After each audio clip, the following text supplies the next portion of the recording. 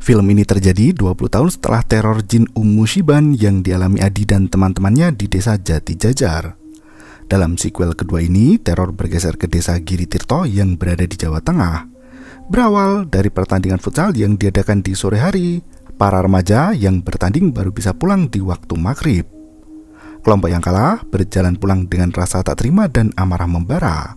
Mereka mengucapkan berbagai kata kotor dan umpatan yang tidak pantas hingga membuat sang gaib marah. Sosok jin Shiban mulai memasuki kelompok remaja itu dan menyembunyikan jiwa mereka di alam kematian. Adi yang kembali ke kampung halamannya itu justru berurusan lagi dengan trauma di masa lalu. Mampukah ia menyelamatkan kelompok remaja yang diserang oleh bangsa jin di waktu maghrib? Berikut ceritanya.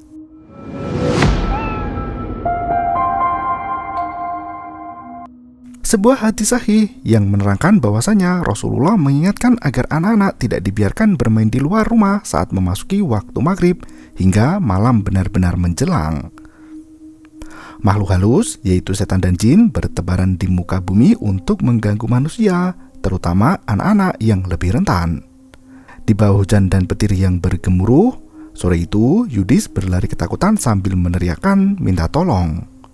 Ia sembunyi di dalam kebun jagung yang di dalamnya ada jembatan sungai untuk mengalirkan air.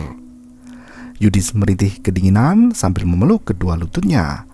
Ia memanggil sang ibu, namun tak ada yang mendengar longlongannya. Seonggok kepala berambut panjang muncul dari ujung terowongan sambil meringis menatap anak laki-laki yang sedang ketakutan itu. Yudis semakin hilang akal dan merangkak ke sisi lain untuk melarikan diri. Tak disangka, tangan jin wanita itu muncul dari segala arah, baik depan, belakang, atas maupun bawah. Dan film pun dimulai. Pagi berikutnya, Pak Ustadz memberi pengajian pada anak didiknya tentang larangan berkeliaran di waktu maghrib.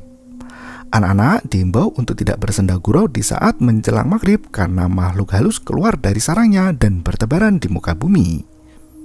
Pak Ustadz memberi wejangan agar anak-anak datang lebih awal ke masjid jika hendak sholat maghrib berjamaah. Sepulang sekolah, Yugo bersiap untuk pergi mengikuti pertandingan sepak bola di lapangan. Ia mengajak sepupunya Wulan untuk melihat pertandingan itu sekaligus memberi dukungan. Wulan masih sibuk di depan komputer untuk menyelesaikan proses pendaftaran beasiswa. Tak berselang lama, mobil pick-up jemputan sudah tiba di depan rumah. Bu Surti keluar dari pintu sambil mengaduk adonan wajik dari pesanan pelanggan. Ia berteriak memanggil Yugo agar bergegas. Yugo berlari menghampiri ibu angkatnya itu untuk salaman dan pamit. Hati-hati ya, Leh. Ya, kom menang. Setelah anak-anak pergi, Bu Surti masuk ke dalam rumah dan melihat botol minuman Yugo ketinggalan di atas meja. Ia meminta Wulan untuk mengantarkan botol itu ke lapangan. Wulan langsung menolak karena ia masih sibuk dengan pendaftaran beasiswa sekolah. Bu Surti merasa kasihan dengan Yugo yang sudah tidak punya orang tua dan tidak punya saudara kandung. Bu Surti sampai menambah uang jajan Wulan untuk esok hari agar mau mengantarkan botol itu. Wulan langsung berubah sikap dan berangkat menuju ke lapangan. Sesampainya di sana, pertandingan sepak bola sudah dimulai. Wulan menepuk pundak Yugo yang menunggu di tepian sebagai pemain cadangan. Sambil merengut, Wulan berkata jika ibu menyuruhnya mengantar botol minuman Yugo yang ketinggalan. Karena jarak menuju lapangan cukup jauh, Wulan memilih untuk menunggu sampai acara berakhir dan pulang bersama Yugo. Di tengah pertandingan, Dewo mengalami cedera kaki yang cukup serius. Sebagai pelatih, Pak Derajat langsung memilih Yugo untuk menggantikan Dewo. Begitu melihat Wulan, Dewo langsung duduk di samping gadis pujaan hati. Ia menyapa Wulan sambil menahan rasa grogi yang bikin bulu kuduk berdiri. Wulan terlihat ketus menjawab sapaan Dewo dan hanya fokus pada ponselnya sendiri. Suara teriakan para penonton memecah konsentrasi Wulan di mana Yugo berhasil menguasai bola. Naasnya, bola di kaki Yugo berhasil direbut oleh tim lawan yang langsung mencetak satu angka. Mereka tertinggal 2-1 hingga semua pendukung ikut naik pitam. Selesai pertandingan, tim Yugo kalah telak karena tak bisa mengimbangi kecepatan dan strategi lawan. Tim inti menyalahkan tim cadangan yang dinilai tidak becus saat bermain. Pertengkaran di antara mereka semakin memanas hingga berujung adu fisik. Pak Derajat sampai kewalahan melerai dua kubu dalam satu tim itu.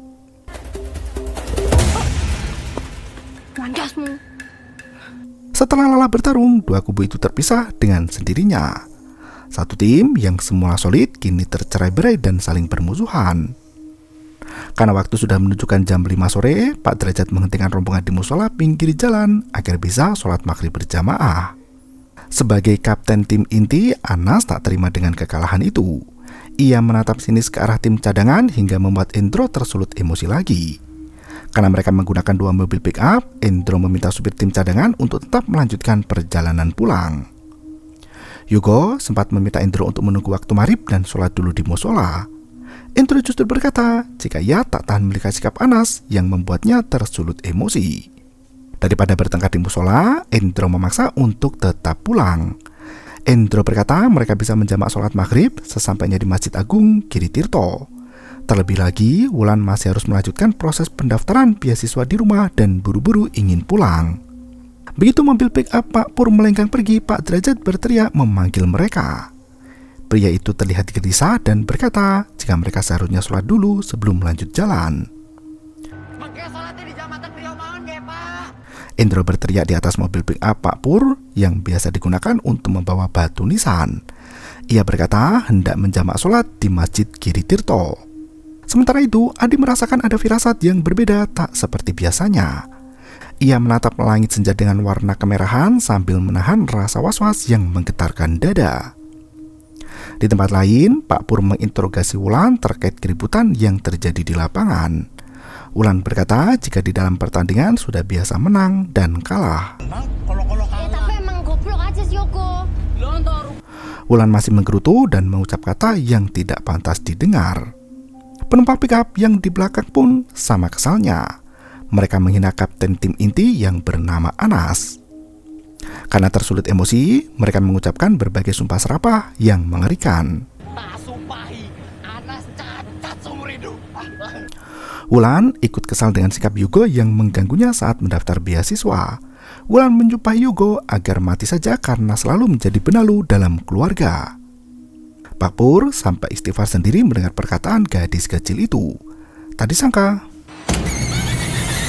Pak Pur menabrak seorang pemuda yang sedang menyeberang jalan di gelap malam. Pemuda itu langsung terkapar tak sadarkan diri dengan darah yang bercucuran di sekujur badan. Pak Pur memeriksa denyut nadi di leher pemuda itu yang ternyata sudah meninggal dunia. Anak-anak ikut turun dari mobil karena panik melihat korban. Mereka menutup jasad pria itu dengan daun pisang agar tidak menakuti pengendara jalan yang melintas.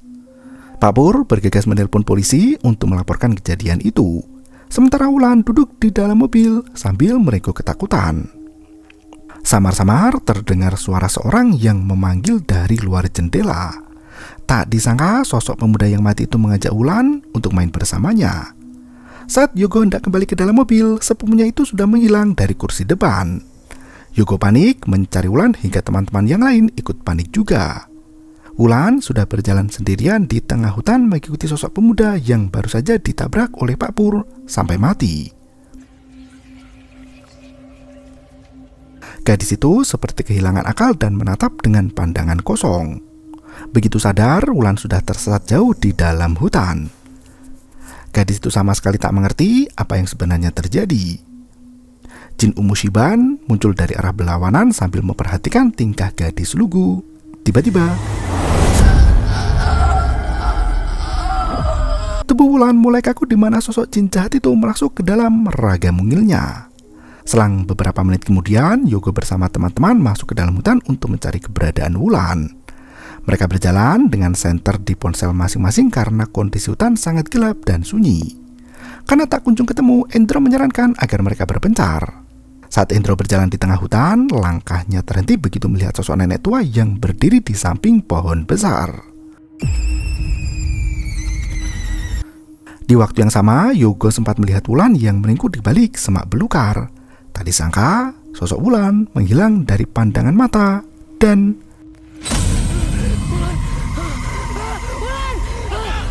untungnya Pak Pur segera datang dan membawa Wulan kembali ke mobilnya. tempat itu sudah ramai warga desa yang ingin melihat korban kecelakaan. Petugas polisi sampai kewalahan untuk menenangkan warga agar memberi jarak di lokasi kejadian. Sementara itu, anak-anak yang mencari Wulan justru tersesat dan tak bisa menemukan jalan raya. Petugas polisi bersama warga terpaksa masuk ke dalam hutan untuk mencari keberadaan anak-anak itu. Muklis, Gembus, dan Indro masih tersesat di dalam hutan, sementara Wulan dan Yogo diantarkan sampai rumah. Pak polisi meminta Bu Surti untuk menanyakan apa yang terjadi pada Wulan setelah bangun dari istirahat malam. Yogo hanya bisa diam saat Wulan ditenangkan oleh keluarganya. Dua tetangga Bu Surti langsung pamit setelah menemani Wulan di dalam kamar. Bu Surti membersihkan tubuh Wulan dengan kain basah sambil menanyakan apa yang sebenarnya terjadi. Wulan sama sekali tak mau bicara dan tubuhnya lemas tak bertenaga. Di tempat lain, Adi parkir tepat di pinggir jalan dekat dengan lokasi kecelakaan Pak Pur. Tempat itu sudah ramai oleh warga yang mendiskusikan kronologi kejadian. Pria yang memantau dari kejauhan berkata jika kecelakaan yang menewaskan satu pemuda itu terjadi saat maghrib tiba. Beberapa anak diketahui menghilang setelah masuk ke dalam hutan untuk mencari Wulan. Ayah Indro terlihat panik dan menangis histeris di pinggir jalan begitu mengetahui sang putra belum ditemukan juga. Dari 8 anak yang naik mobil pickup Pak Pur, hanya 2 yang bisa pulang. Sementara 6 lainnya posisinya masih hilang di dalam hutan. Adi terhenyak melihat korban kecelakaan di mana ada tanda lahir hitam di leher pemuda itu. Adi sempat pamit pergi dan mengambil foto yang tersimpan di mobilnya. Ia teringat dengan seorang wanita yang sibuk mencari putranya bernama Yudis. Anak itu sudah hilang sejak 20 tahun yang lalu. Sang ibu masih terus mencari keberadaan Yudis yang hilang tepat di waktu maghrib. Sang ayahnya bisa pasrah mengetahui istrinya masih menunggu kepulangan Yudis secepatnya. Adi mendapat telepon dari Ayu yang selalu menyerunya untuk cepat pulang. Adi mengungkapkan jika dirinya masih memburu makhluk astral yang suka menculik anak-anak. Ia yakin makhluk itu masih bersemayam di dalam hutan dan bersembunyi di balik gelapnya malam. Ayu terlihat muak dengan sikap Adi yang seolah ingin menjadi pahlawan kesiangan. Ayu menegaskan bahwa makhluk itu berada di luar kekuasaan manusia untuk menghentikannya. Ia hanya ingin hidup tenang bersama Adi dan melanjutkan sisa usia dengan penuh bahagia. Adi menegaskan jika ia tak pernah bisa tenang sebelum menemukan makhluk jahanam itu. Adi langsung menutup teleponnya dan meminta Ayu untuk tidak khawatir lagi. Hal itu justru membuat Ayu semakin khawatir. Sejak kecil dulu mereka berdua sudah sering bermain bersama dan pernah mengalami kejadian serupa. Pagi harinya Yogo sudah asik bermain bola di lapangan desa. Ia heran mengapa teman-temannya berhenti bermain dan terdiam melihat ke arah hutan. Ternyata Yogo terbangun dari mimpi buruk itu tepat jam 12:30 malam. Karena kehausan, ia keluar dari kamar menuju ke dapur untuk ambil minum. Saat menegak air putih, Yogo mendengar suara ketukan di pintu belakang. Ia membuka pintu itu dan menemukan Wulan yang menumpuk sesuatu di lorong sempit. Saat Wulan berdiri, tampak bangkai kucing yang tinggal kakinya dan penuh darah. Yogo tersungkur tak berdaya melihat perubahan sikap Wulan yang mengerikan. Yogo langsung menutup pintu samping dan kembali ke kamar. Anehnya, Wulan muncul dari arah berlawanan dan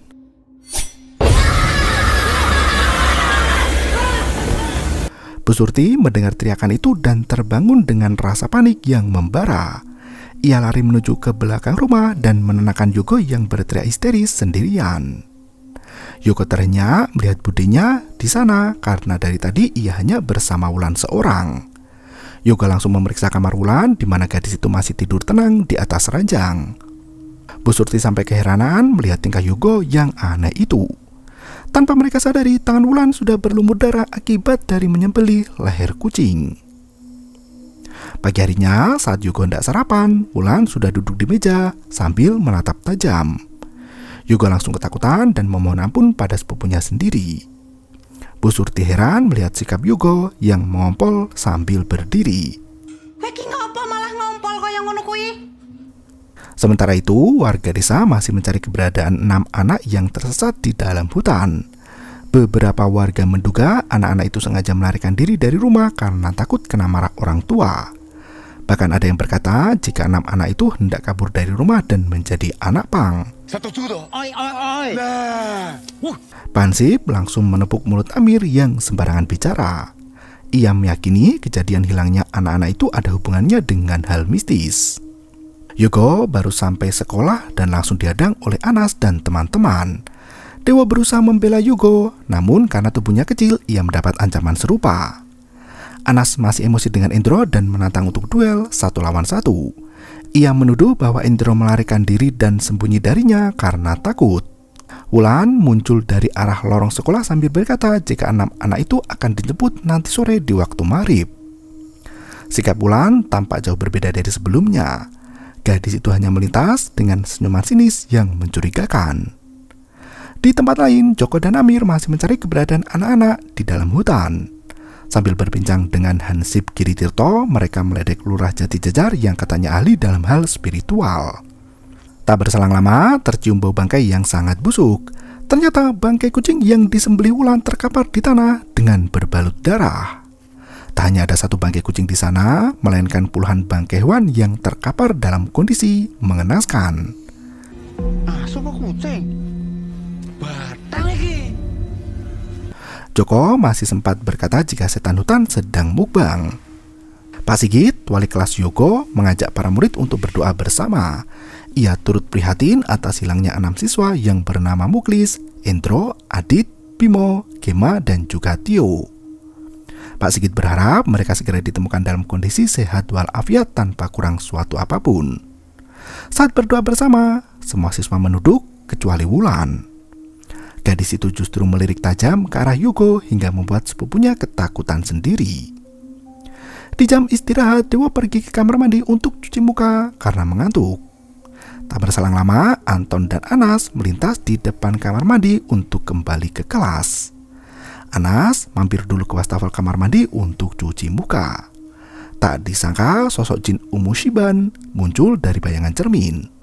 Anas berbalik ke belakang, di mana sosok hantu nenek peot menghilang seketika. Terdengar suara dentuman pintu diiringi tangisan Wulan yang mengiris hati. Anas menghampiri gadis itu yang berdiri tepat di samping wastafel.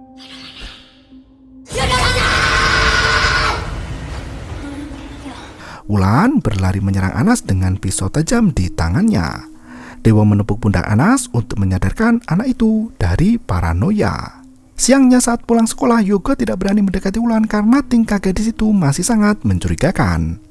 Anas mulai menyadari ada makhluk gaib yang menerornya. Bersama Dewa, Anas meminta Yogo untuk membantunya. Di tempat lain, Adi mendapat kabar tentang penemuan puluhan bangkai hewan di hutan Giritirto. Adi langsung pergi menuju ke desa itu untuk mencari tahu penyebab dari hilangnya 6 orang anak. Anas menceritakan kejadian di kamar mandi pada Yogo dan Dewa sambil berjalan pulang menuju ke rumah. Yogo akhirnya mengaku jika dirinya juga terkena gangguan setan nenek peot.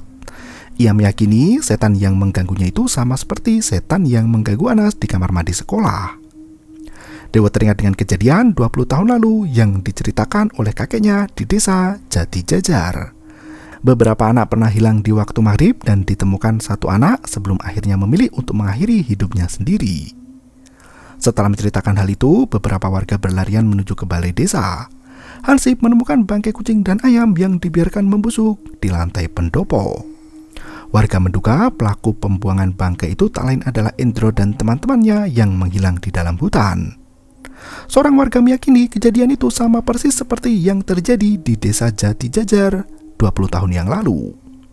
Adi hanya bisa memperhatikan dari dalam mobil pick-up-nya. Sementara Yogo teringat dengan kejadian semalam saat Wulan menyembelih kucing di samping rumah. Ia berlari pulang untuk mencari keberadaan Wulan. Tak disangka gadis itu tertidur lelap di dalam kamar. Bu Surti meminta Yogo untuk tidak mengganggu kakak sepupunya karena Wulan sedang tidak enak badan. Yogo duduk di ruang tamu sambil menyandarkan kepala di sofa. Ia sempat ketiduran sejenak dan saat bangun, Yogo mendengar suara Wulan yang berbisik memanggil namanya. Wulan berdiri di depan anak itu dan menyerahkan pesanan wajik dari desa sebelah. Bu Surti meminta Yogo untuk mengantarkan pesanan itu ke desa Kebon Dalem. Saat hendak pergi, Yogo dihadang oleh Wulan dan disuruh pulang setelah maghrib saja. Yogo naik ojek yang sudah dipesan oleh ibunya. Bu Surti memberikan pesan agar Yugo bergegas pulang agar tidak kemalaman di jalan. Sore harinya, warga berbondong-bondong mencari anak-anak mereka untuk dibawa masuk ke dalam rumah. Mereka mengunci pintu dan jendela agar anak-anak tidak diculik setan. Anas menelpon Anton untuk memperingatkan tentang sikap Wulan yang aneh dan berbagai kejadian mistis yang meneror dirinya di sekolah. Anton masih belum mau percaya selama ia belum mengalami sendiri. Anas ketakutan dengan perkataan Wulan yang bergumam jika maghrib nanti Endro akan menjemput teman-temannya. Anton masih bisa congkak dan berkata jika ia tidak takut dengan setan manapun. Sebelum maghrib berkumandang, Anton sempat memeriksa keluar rumah dan merasa semua baik-baik saja. Ia tak menyadari sudah banyak sosok yang mengintip dari luar jendela. Anton malah asik main HP hingga suara aneh terdengar nyata di depan mata. Tak hanya Indro yang menjemput Anton kala itu. Tak disangka 5 teman lainnya ikut menyusul juga. Anton berusaha lari, namun tiba-tiba ayah Anton kebingungan mencari keberadaan anaknya yang hilang entah kemana. Anas berulang kali menelpon Dewo, namun tak kunjung diangkat. Tubuh Anas terasa dingin hingga bergidik ketakutan. Tanpa ia sadari, sosok teman-teman Anas yang hilang di hutan muncul di dalam rumah. Anas berjalan menuju ke pintu belakang di mana suara aneh muncul di tempat itu. Dewa menerima panggilan Anas dan mendengar teriakan dari teman sekelasnya itu.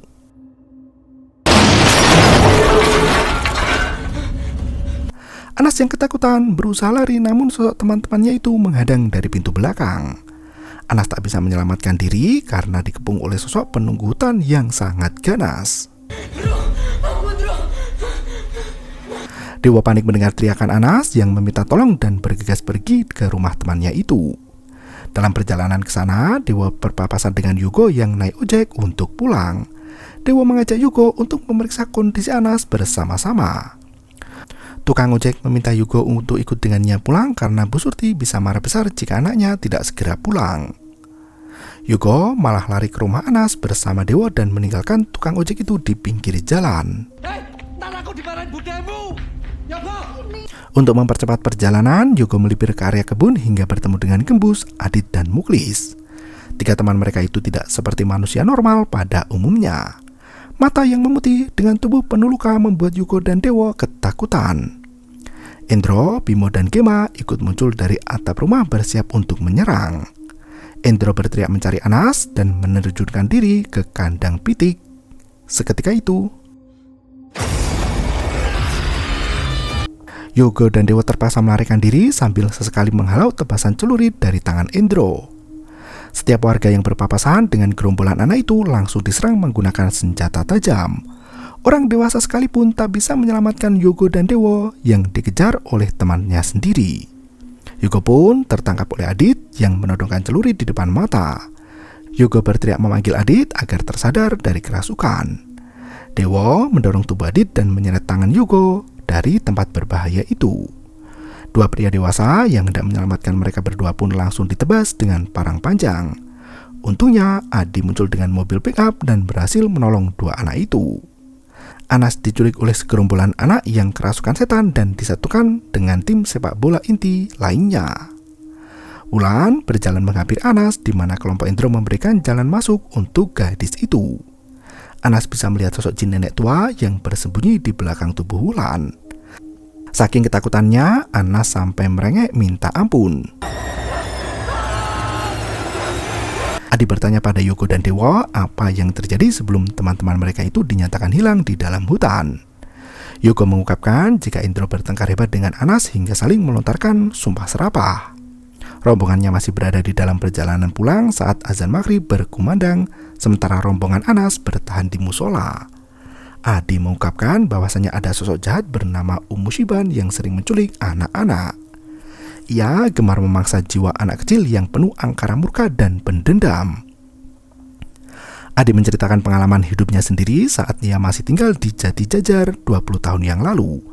Kala itu sahabat Adi yang bernama Saman pernah menjadi korban dari jin jahat Mushiban. Saman melontarkan sumpah keji untuk guru mereka sendiri tepat di waktu maghrib. Sumpah serapah itu benar terjadi hingga menewaskan sang guru dengan cara mengenaskan. Saman mulai kerasukan setan dan membunuh keluarganya sendiri. Kekacauan itu terus terjadi, bahkan Saman memakan hewan ternak secara mentah-mentah. Pada akhirnya, sahabat Adi itu mengakhiri hidupnya sendiri karena sudah tak kuat lagi dengan gangguan mistis yang menyerang. Adi sendiri nyaris menjadi sarang baru si iblis Shiban. Untungnya, Adi berhasil selamatkan oleh sahabatnya yang lain bernama Ayu. Joyo dan Dewo hanya terdiam membisu karena takut dengan kisah nyata yang dialami Adi sendiri. Pagi harinya, seorang warga menemukan jenazah anak-anak yang menumpuk di rumah kosong. Ia lari ketakutan sambil minta tolong untuk mengumpulkan warga. Di tempat lain, Yugo masih belum pulang ke rumah hingga Bu Surti tak berhenti menelponnya. Yugo mengangkat panggilan itu sambil menjelaskan apa yang terjadi semalam. Bu Surti terdengar panik dan ketakutan. Ia memberi kabar buruk yang membuat Yugo kehilangan kata-kata. Yugo langsung memeluk Dewo sambil menangis sesenggukan. Ternyata Bu Surti mengabarkan jika teman satu tim sepak bola mereka baru saja ditemukan meninggal dunia. Adi ikut cemas mendengar kabar yang mencengangkan itu. Mereka bergegas pergi ke pemakaman untuk mengantar teman-teman ke tempat terakhirnya. Bau busuk menyelimuti pemakaman itu seolah kematian anak-anak sudah terjadi sejak lama.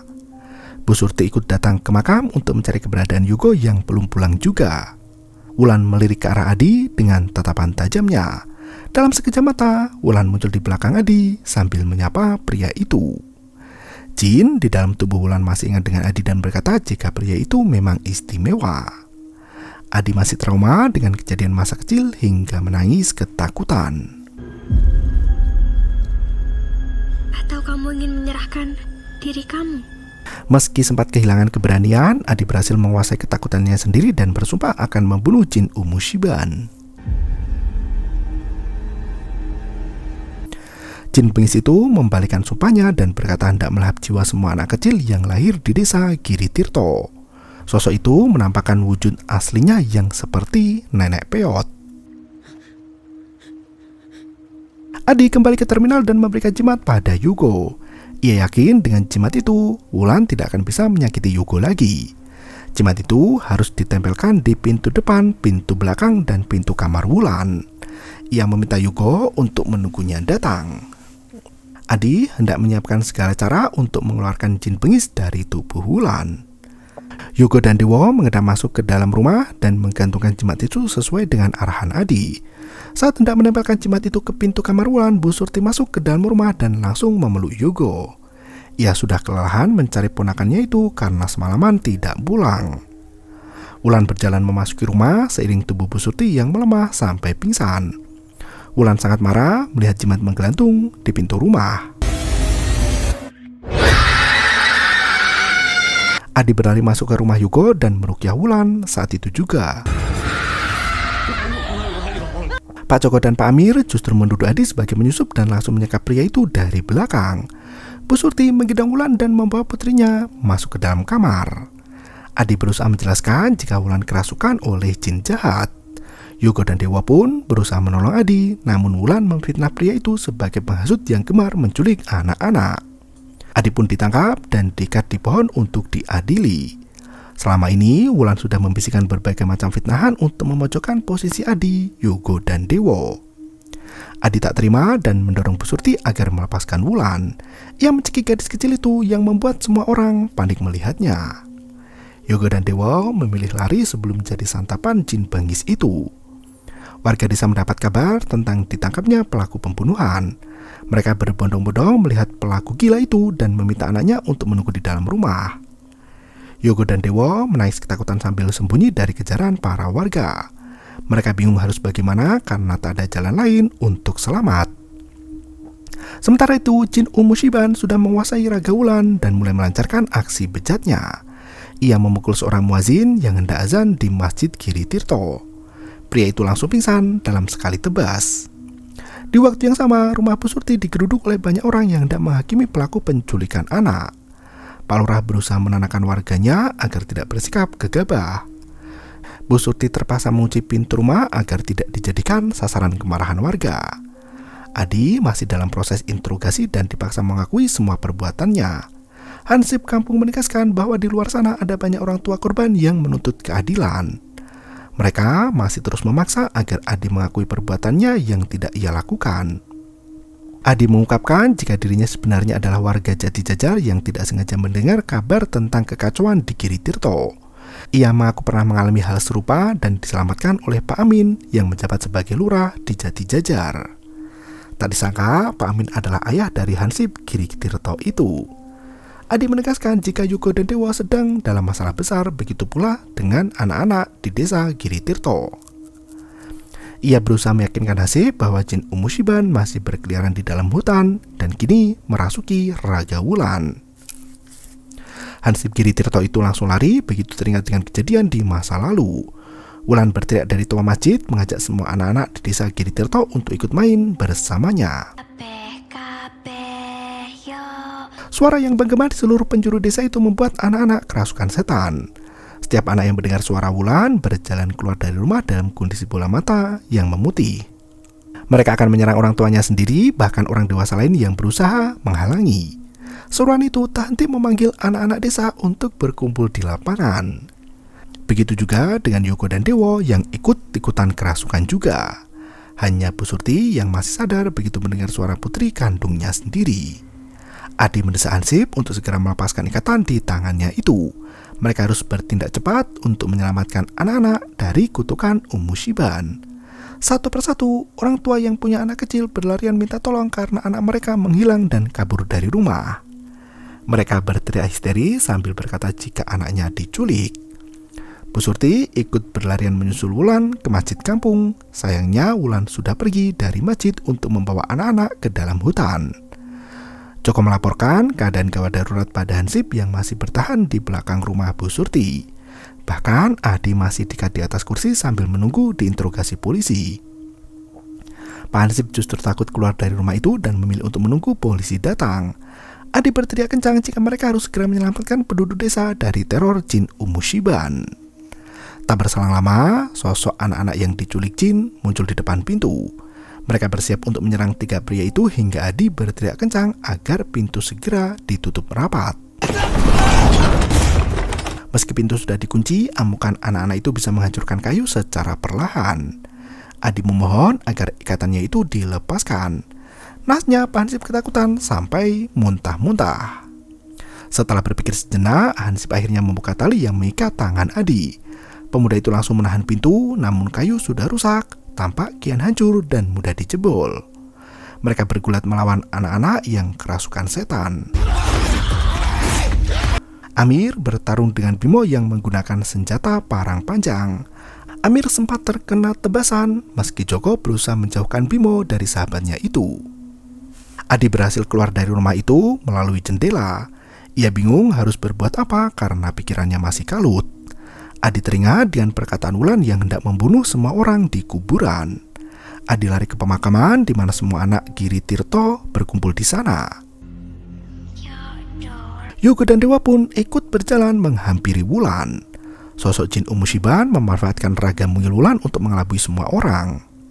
Di waktu yang sama, Pak Joko, Pak Amir, dan Pak Hansip bersusah payah melawan anak-anak yang kerasukan setan. Amir membantu Joko untuk melepaskan diri dari amukan Bimo dan saling bergantian membantu. Sementara Pak Hansip hanya bisa menahan pintu agar tidak diserang oleh anak-anak. Di kuburan, Adi berteriak untuk menghentikan ritual kematian itu. Semua orang yang berada di sana sudah kerasukan setan dengan bola mata yang berwarna putih semua. Mereka terdiam melihat ke arah Adi tanpa melakukan suatu apapun juga. Adi merengek di hadapan Wulan dan memohon agar tidak membunuh semua orang di sana. Jin nenek peot itu semakin kegirangan saat melihat insan manusia yang lemah iman. Adi mencoba bernegosiasi dengan jin nenek peot itu. Ia rela memberikan raganya asalkan tubuh Wulan dibebaskan. Dia nggak bersalah. Adi duduk bersimpuh dengan derai air mata yang mengalir deras. Adi kembali menyerahkan diri untuk diambil jiwa ataupun raganya sendiri. Di waktu yang sama, Joko, Amir, dan Hansip masih berkutat dengan Endro dan teman-temannya yang kerasukan setan. Wulan yang melayang akhirnya turun ke tanah. Ia menyerahkan jin Umushiban kepada Adi dan terjatuh tak sadarkan diri. Sosok jin nenek peot itu menyalami tangan Adi dan membuat perjanjian yang baru. Tubuh pria itu langsung kejang-kejang dan berguling-guling tak tentu arah. Adi berusaha untuk mengendalikan tubuhnya sendiri dan mengumandangkan azan. Ia mengeraskan lantunan azan di malam itu hingga semua orang yang kerasukan merintih kesakitan.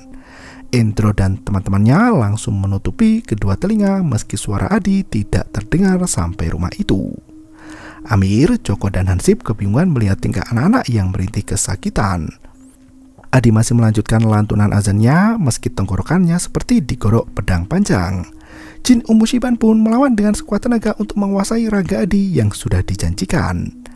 Adi memilih untuk terjun ke sungai bersamaan dengan tumbangnya Jin Umushiban. Semua orang yang kerasukan setan terjatuh di atas tanah dan bangun dalam kondisi hilang ingatan. Mereka linglung ketika menyadari berada di pemakaman desa. Wulan langsung memeluk Yogo begitu sadar dari kerasukan setan. Tubuh Adi terseret arus sungai yang sangat deras hingga tak terlihat lagi entah kemana. Setelah semua orang siuman, mereka menaburkan bunga ke aliran sungai untuk menghormati jasad Adi. Pria itu meninggalkan surat untuk Ayu berisi ucapan terima kasih karena sudah mau menjadi teman selama ini. Dan Terima kasih, Hyo. Sudah menjadi teman yang baik. Film pun berakhir. Kisah dalam film ini memberikan pesan kuat bahwa ucapan dan emosi yang diluapkan tanpa kendali dapat membawa pada malapetaka. Film ini mengingatkan pentingnya menjaga adab dan waspada di waktu maghrib karena dipercaya sebagai momen keluarnya makhluk halus dari tempat persembunyian mereka. Kata-kata yang diucapkan dengan amarah sekecil apapun bisa membuka pintu pada keburukan yang tak terlihat, baik secara spiritual maupun sosial. Kejahatan sering lahir bukan dari makhluk halus, melainkan dari kelalaian manusia itu sendiri. Terima kasih dan sampai jumpa. Yo, bermau itu ketara.